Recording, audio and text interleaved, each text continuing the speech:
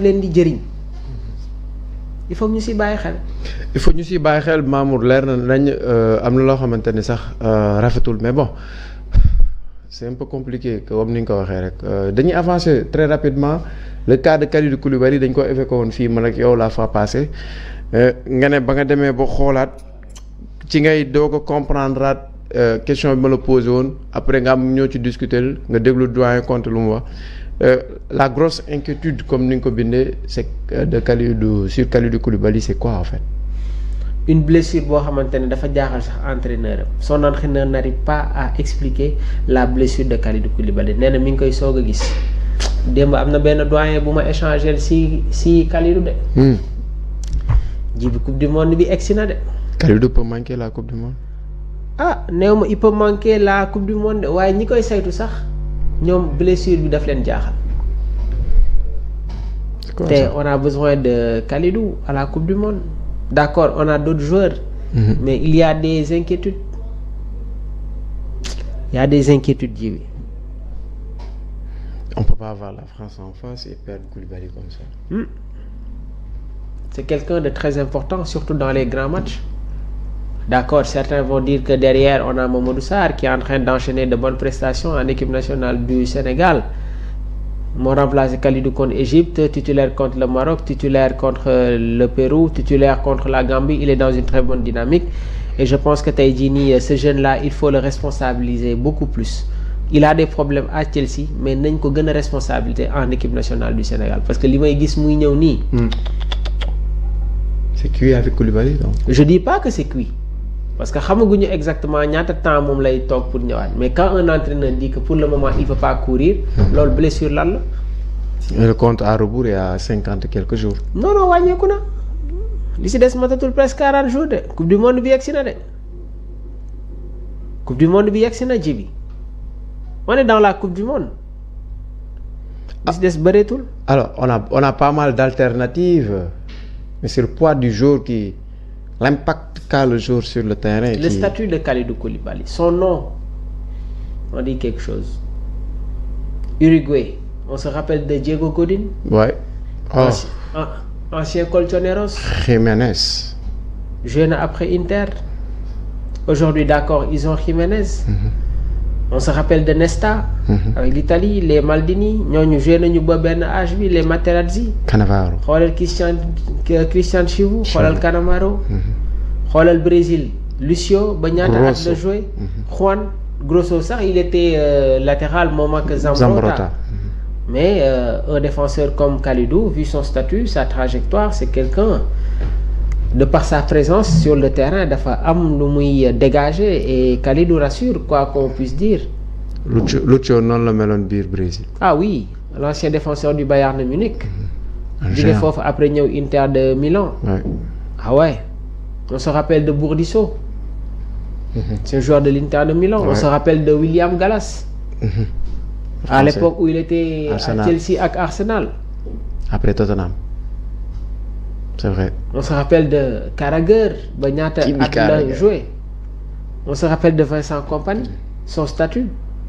Kompany c'était pas un joueur technique de. C'était pas un joueur technique. Et durant des années il a été capitaine. Rio Ferdinand, Nemanja Vidic. Ouais. xoolal yooyu le défenseur.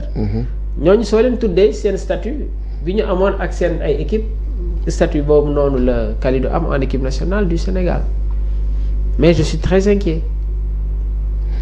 Inquiet le fait que Kalidou va revenir et qu'il sera pas à 100% ou bien inquiet parce que nature blessure bi moo la jaaxal ou inquiet parce que on n'a pas encore le relais exact pour Kalidou. Le cas de Kalidou commence le cas de Kalidou daf may rappeler un peu la situation de Sadio.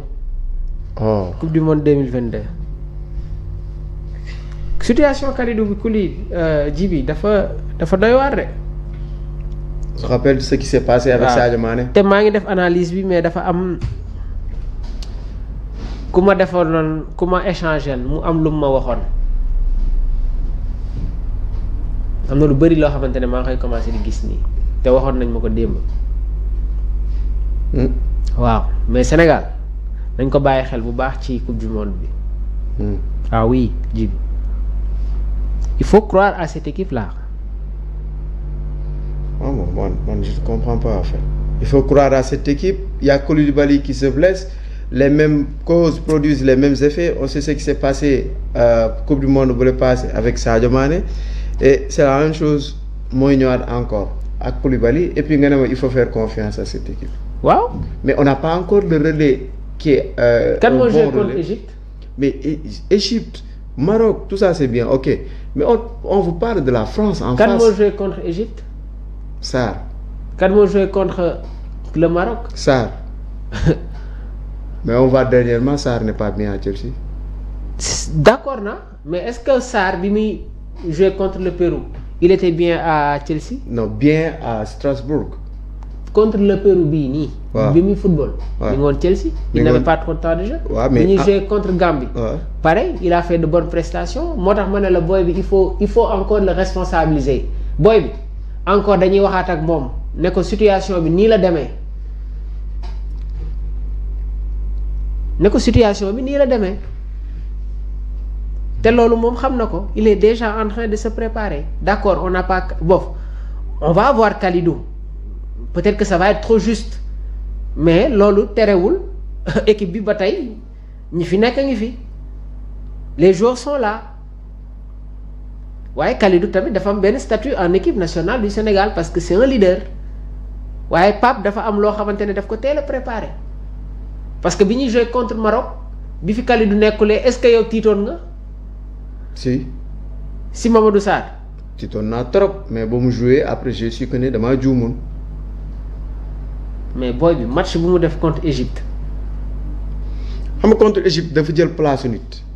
Kalidou dafa joué après mu génn moom mu jël place am. waaw te bii dafa démarré contre Égypte demi-finale mais li finale la woon. booy bi ñu joué contre Égypte ba pare.